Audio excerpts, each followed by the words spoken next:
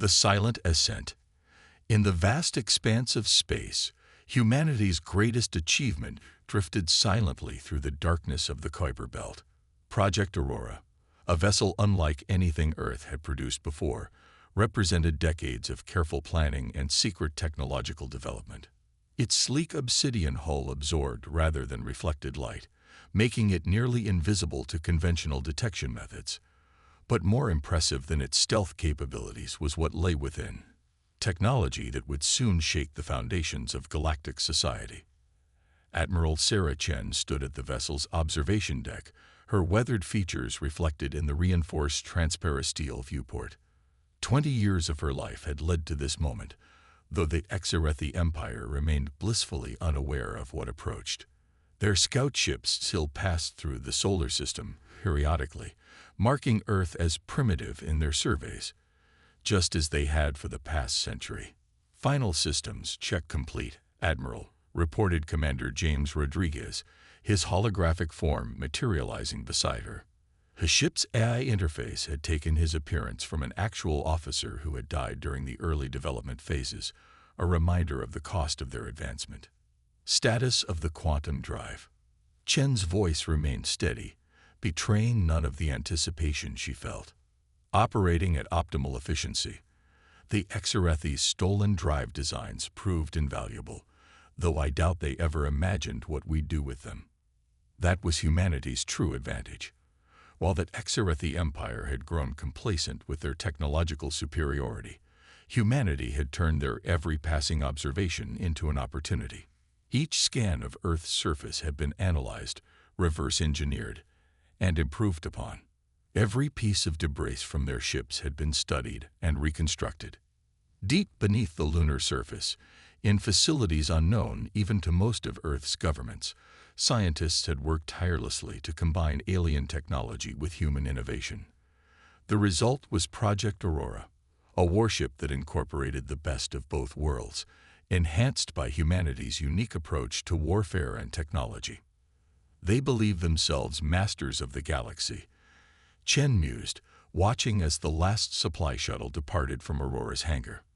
Their empire spans 1,000 worlds, and they see us as nothing more than primitive apes playing with fire. Their anthropological reports are particularly amusing, Rodriguez agreed, his holographic form flickering slightly as he accessed the ship's databases. The latest one suggests we might achieve basic interplanetary travel within the next century, if we don't destroy ourselves first. Chen allowed herself a small smile. The Exarethi's arrogance had been their greatest gift to humanity. While they dismissed Earth as another primitive world to be monitored and eventually absorbed into their empire, humanity had prepared. The Aurora wasn't just a warship, it was a testament to human ingenuity and determination. The vessel's quantum core hummed to life, its revolutionary design allowing for power generation far beyond anything that Exarethi had achieved. Human engineers had taken their basic quantum principles and pushed them to theoretical limits, creating systems that the aliens had never even considered possible. All personnel are aboard and secured, Rodriguez reported. The lunar base has initiated cleanup protocols. By the time we return, there will be no trace of the project's existence. Chen nodded, finally turning away from the viewport. Send word to command. Operation Daybreak is now active. Throughout the massive vessel, crew members moved with purpose, each trained for years in absolute secrecy. They represented the best of humanity. Scientists, soldiers, engineers, and strategists chosen not just for their skills, but for their ability to think beyond conventional boundaries. The Aurora's bridge was a marvel of human-alien hybrid technology. Holographic displays merged seamlessly with physical controls, creating an interface that was both intuitive and powerful.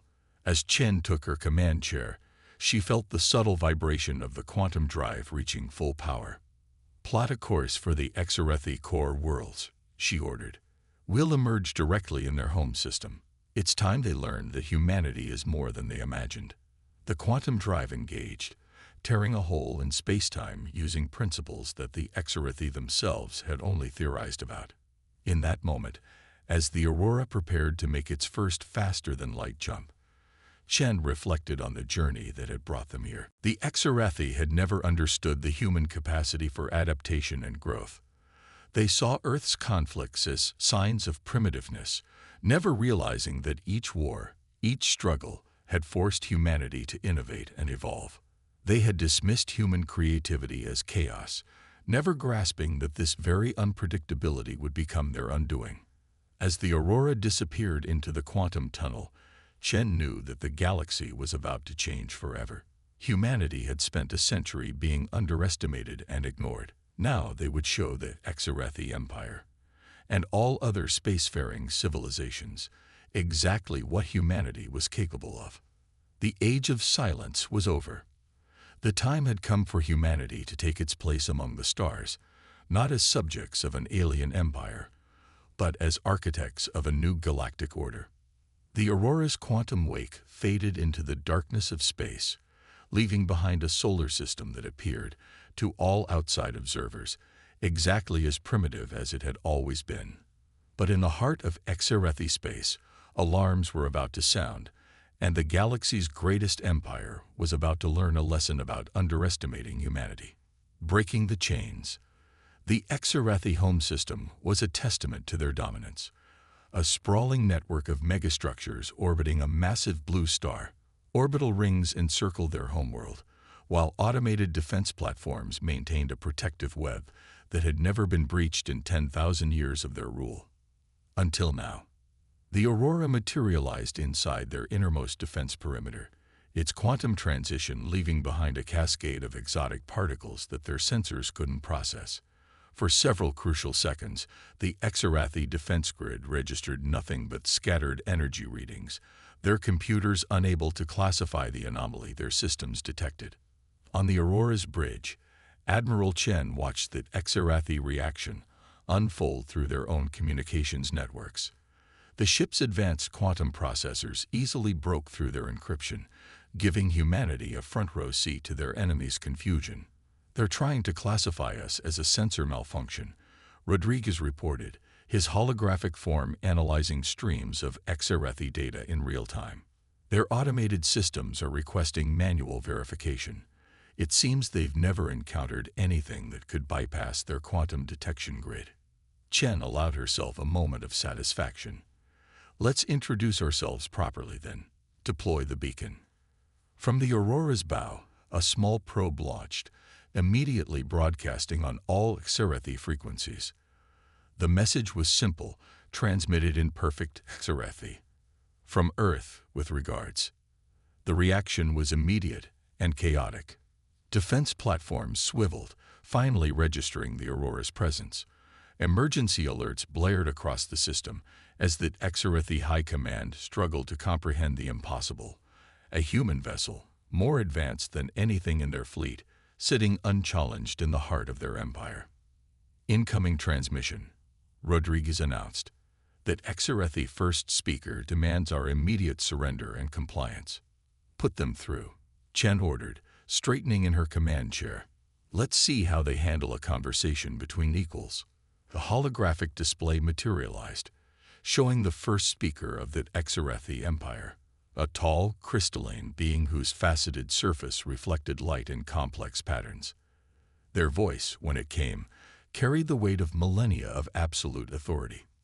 "Primitive creatures," the first speaker began, their crystalline form pulsing with barely contained rage. "Your theft of our technology and your presence here are violations of galactic law. Surrender now, and perhaps we will show mercy to your species." Chen's response was measured, calm. "First speaker, we didn't steal your technology. We improved it. Everything you see here was built by human hands, developed by human minds. We simply used your observations of us as inspiration." The first speaker's crystalline form flickered with patterns that Rodriguez's translation software identified as disbelief and contempt. "Impossible. Your species was barely capable of reaching your own moon when we last surveyed your world." "That was the point," Chen replied. "For a century, you watched us, believing yourselves superior, never imagining that we could see you too. Every scan you made of Earth gave us more data about your technology. Every passing ship left behind traces we could study. You taught us everything we needed to know, without ever realizing you were doing it. As if to emphasize her words, the Aurora's defensive systems activated, easily deflecting a barrage of energy weapons from the nearest defense platform. The Exorethi weapons, considered the pinnacle of military technology throughout the galaxy, dissipated harmlessly against shields based on their own designs, but enhanced by human innovation. Your empire is built on the assumption of absolute superiority, Chen continued. You never considered that those you dismissed as primitive might learn from you, might improve upon your achievements. That was your first mistake. The first speaker's form pulsed with patterns of alarm as reports flooded in from across their empire. The Aurora wasn't alone. Across Exorethi space, other human vessels were emerging from quantum tunnels, each demonstrating the same impossible level of technological advancement. This is impossible, the first speaker declared. You are nothing. Your species is young, divided, primitive. We are humanity, Chen corrected them. We have spent our entire history fighting, adapting, and overcoming. Every conflict taught us something new. Every challenge made us stronger. You saw our wars as proof of our primitiveness. We saw them as preparation for this moment. The Aurora's sensors detected massive power signatures as the Exorethi began mobilizing their home fleet. Hundreds of warships, each the size of a small moon, began moving to defensive positions. You have one chance, Chen announced, her voice carrying the weight of humanity's determination. Recognize Earth and humanity as equals, end your policy of species subjugation, and help us build a better galaxy. Or learn firsthand why assuming humanity is primitive was your greatest mistake.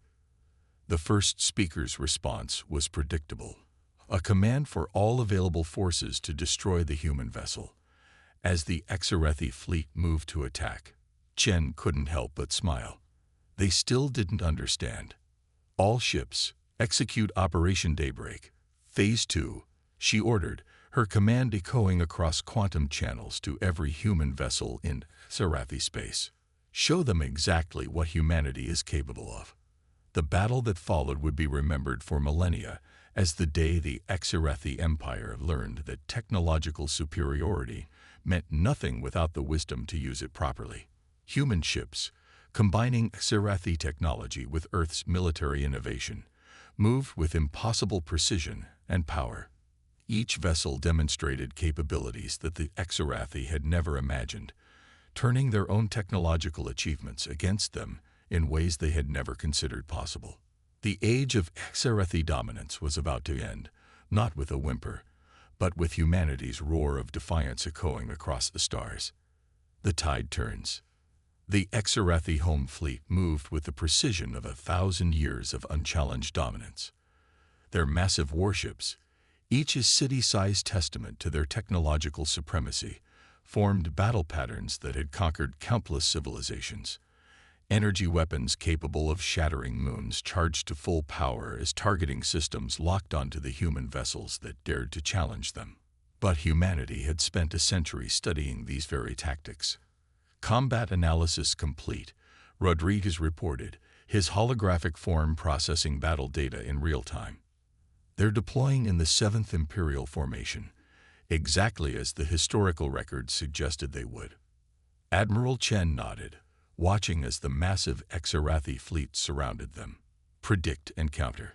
Execute the Thermopylae Protocol. The Aurora's response defied everything that Exorethi knew about space combat. Instead of maintaining distance, the human vessel accelerated directly toward the largest concentration of enemy ships.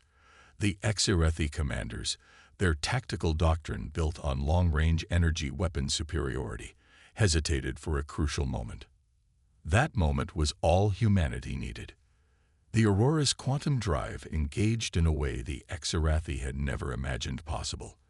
Instead of creating a single tunnel for faster-than-light travel, it generated dozens of microtunnels throughout the battlefield.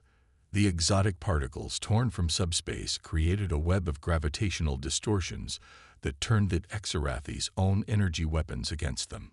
Multiple quantum fractures detected. Rodriguez announced as the first wave of Exarathi weapons fire dissipated harmlessly in the disrupted space. Their targeting systems are attempting to compensate, but there was no compensation for what humanity had achieved. The Aurora wasn't just a warship, it was the culmination of everything humanity had learned about warfare throughout its bloody history. Combined with technology the Exarathi had never imagined could be used this way. Across the battlefield, other human ships executed similar maneuvers. Each vessel operated independently yet in perfect coordination, displaying a level of tactical flexibility that the rigid Exarathi command structure couldn't match. Where the Exarathi expected disciplined formations, they found organized chaos. Where they anticipated predictable attack patterns, they encountered strategies that seemed to change with each passing moment. Their flagship is attempting to coordinate a response, Rodriguez reported. They're trying to adapt their tactics. Chen allowed herself a grim smile. Too late. They spent too long believing they were invincible. Signal the fleet. Execute Operation Shatterpoint. The human fleet's response was devastating in its elegance. Each vessel activated specially designed quantum resonators, devices that took the Exarathi's own shield technology and turned it into a weapon. The crystalline beings had never imagined that their defensive systems could be forced into destructive harmony with each other. The result was spectacular. Exarathi shields, the most advanced in known space, began to vibrate at frequencies their generators were never designed to handle. Massive warships found their own defensive systems turning against them, creating cascading failures that rippled through their formations. They're breaking formation, Rodriguez announced. Multiple ships reporting critical shield failures. Their command and control network is struggling to maintain coherence. The Exarathi first speaker's transmission cut through the chaos, their crystalline form showing patterns of both rage and fear. What have you done? This is impossible. Our technology is superior. Superior technology means nothing without the imagination to use it properly, Chen responded calmly. You spent centuries perfecting your weapons and shields, never once considering how they might be used against you. Humanity spent centuries fighting itself, learning to turn every advantage into a potential weakness, every strength into a possible vulnerability. As if to emphasize her words, another wave of human ships emerged from quantum tunnels behind the Exarathi fleet. The Aurora's quantum web had created the perfect conditions for this second phase, a tactical maneuver that the Exarathi, with their rigid doctrine of frontal superiority, had never considered possible. Your empire is built on the assumption that technological advancement alone determines victory, Chen continued. Humanity learned long ago that victory goes to those who adapt, who think beyond conventional boundaries, who turn their enemy's strength against them. The battle that followed was less a traditional space combat and more a demonstration of everything that Exarathi had failed to understand about humanity. Each human vessel operated with both individual initiative and perfect coordination, using tactics that seemed to evolve moment by moment. The Exarathi fleet, despite their superior numbers and raw firepower, found themselves unable to effectively respond to strategies that defied their millennia of military doctrine. Multiple Exarathi vessels are powering down, Rodriguez reported. Their command network is collapsing. The first speaker's flagship is attempting to retreat. Chen's voice carried across all frequencies as she addressed not just the Exarathi, but all listening species in the galaxy. This is humanity's message to all who would claim superiority through technology alone. We have spent our history fighting, learning, adapting. Each conflict taught us something new. Each battle made us stronger. You saw our wars as weakness. They were preparation for this moment. The Exarathi home fleet, pride of an empire that had dominated the galaxy for thousands of years, was in disarray. Their perfect formations had been broken, their superior technology turned against them by a species they had dismissed as primitive. As their mighty warships either surrendered or attempted to flee, the galaxy witnessed something it had never seen before. The Exarethi Empire facing defeat. Echoes of revolution. News of humanity's victory in the Exarethi home system spread across the galaxy at quantum speeds. On 1,000 subjugated worlds, species that had lived under Exarethi dominion for generations watched in disbelief as the undefeated empire crumbled before human ingenuity. Hope, long suppressed, began to stir. The Aurora's quantum communications array intercepted countless transmissions from across Exarethi space. Reports of uprisings, of slave species throwing off their chains, of garrison forces facing unprecedented resistance. The galaxy was awakening to a simple truth: the Exarethi weren't invincible. "We're receiving diplomatic requests from 17 different species," Rodriguez reported, his holographic form processing the flood of incoming communications. "They're asking for human support in their liberation efforts." Admiral Chen stood at the Aurora's command center, watching real-time updates from across the Empire. The Exarethi's rigid control structure was proving to be their greatest weakness. Without clear orders from their thoroughly defeated leadership, their forces across the galaxy were falling into disarray. The Nexeri have already overthrown their Exarethi overseers in 3 systems. Rodriguez continued. The Kithtal Collective is requesting immediate military assistance. The Zorvan Federation.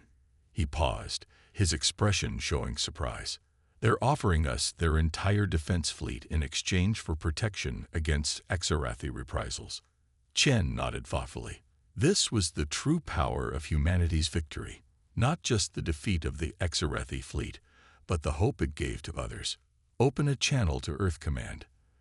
They need to know what's happening out here. The quantum link established instantly, displaying the assembled leaders of Earth's Unified Defense Council.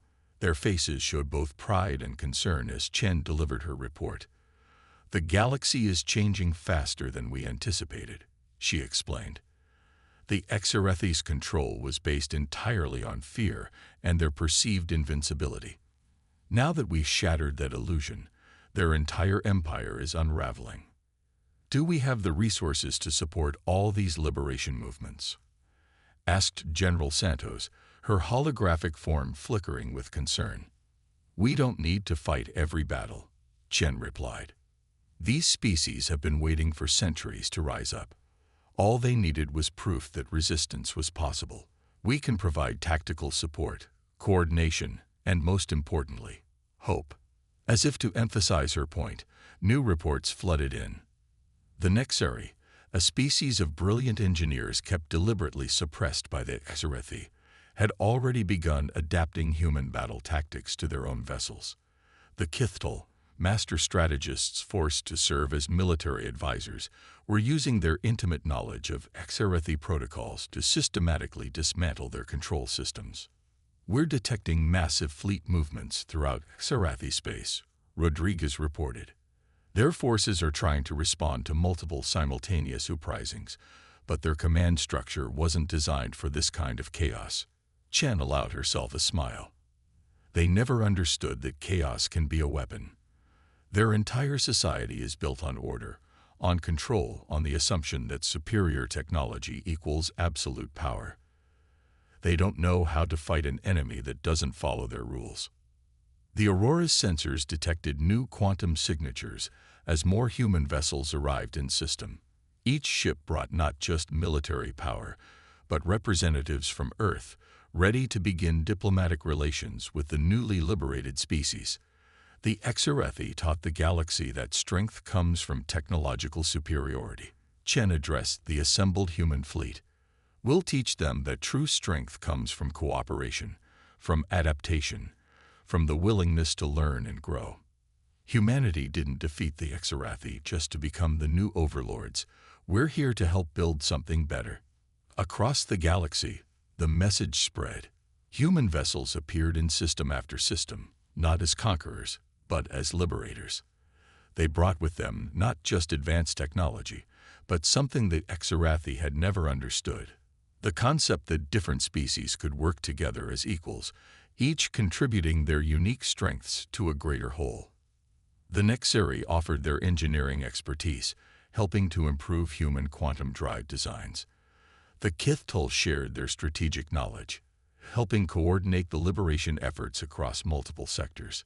Even some Xerathi, younger ones who had questioned their empire's methods, began reaching out to the human fleet. "We're receiving a priority transmission," Rodriguez announced suddenly. "That Xerathi High Council. They're requesting terms for surrender." The command center fell silent. This was the moment that would define humanity's role in the galaxy. Would they follow the path of the Xerathi, using their victory to establish dominance, or would they forge a different path? Chen's response was immediate and firm. "Tell them our terms are simple: immediate cessation of all hostilities, liberation of all subjugated species, and participation in the establishment of a new galactic council where all species have an equal voice." The revolution that had begun with a single human ship in the Xerathi home system had become something far greater. It wasn't just about defeating an empire. It was about fundamentally changing how species interacted with each other in the galaxy. As the Aurora's crew watched, reports continued to flood in from across Xerathi space. Each transmission told the same story: of species rising up, of cooperation replacing subjugation, of a galaxy awakening to new possibilities. Humanity had done more than defeat an empire. They had sparked a transformation that would reshape the very fabric of galactic society. Dawn of a new era.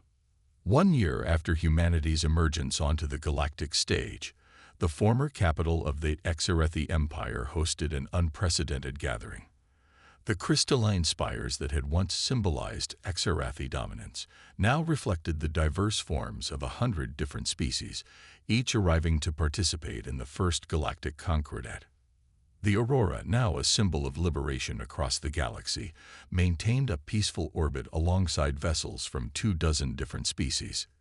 Its presence served as a reminder of how quickly the galaxy had changed, and how much further it could still go.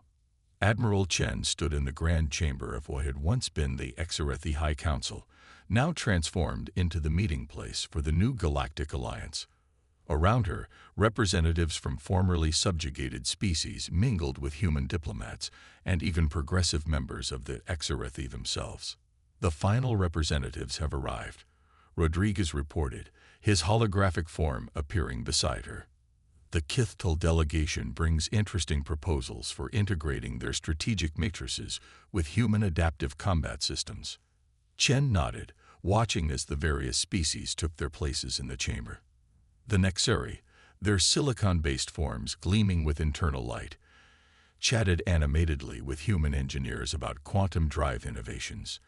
The Zorvan, their gaseous bodies contained in elegant environmental suits, shared atmospheric transformation techniques with terraforming experts from Earth.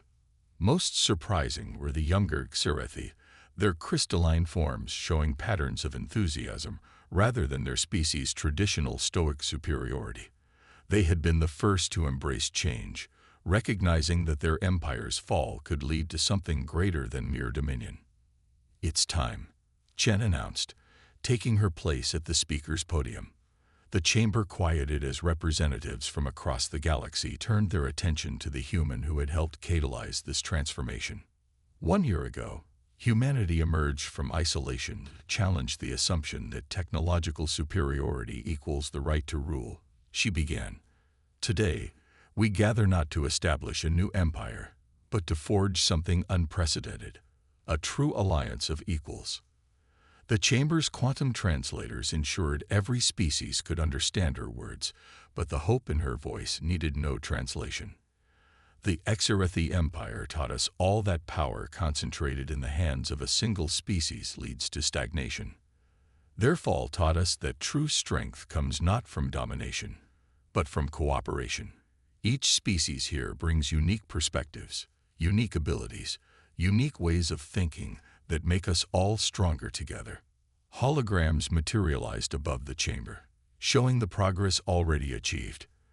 The Nexeri's engineering brilliance, combined with human innovation, had produced advances in quantum technology that the Xerathi had never imagined possible. The Kithul's strategic wisdom, merged with Earth's military experience, had created defense systems that protected freedom rather than enforced subjugation. But our greatest achievement isn't technological, Chen continued. It's the proof that different species can work together as equals. The Exarathi believed that advancement meant leaving others behind. We proved that true advancement means helping others rise with us. The chamber erupted in approval, each species expressing support in their own unique way. The Nexari pulsed with brilliant light, the Zorvan released harmonious gases, and even the young Exarathi displayed patterns of agreement in their crystalline forms. The Galactic Concordat we established today isn't just a political alliance, Chen explained. It's a commitment to a new way of thinking. Every species here has something to teach and something to learn. Every world has the right to develop at its own pace, freed from exploitation or forced advancement. She gestured to the human delegation, where scientists, diplomats, and military leaders sat alongside representatives from across the galaxy. Humanity's gift to the galaxy isn't our technology or our military strength. It's the reminder that greatness comes in many forms, that progress means lifting each other up, not pushing others down. The formal signing of the Concordat that followed wasn't just a diplomatic ceremony. It was the beginning of a new era in galactic history. Each species committed not just to mutual defense and free trade, but to sharing knowledge, respecting autonomy, and protecting developing civilizations.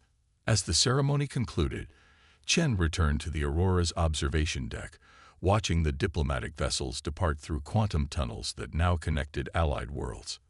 Rodriguez appeared beside her, his holographic form displaying data from across the new alliance. 27 research initiatives launched, 15 joint defense projects underway, and 43 cultural exchange programs established, he reported.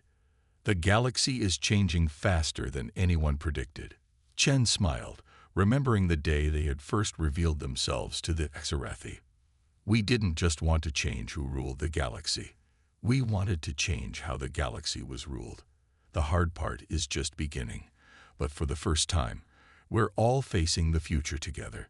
The Aurora's quantum drive engaged, preparing to escort delegates back to their homeworlds. As the ship entered the quantum tunnel, Chen reflected on humanity's journey.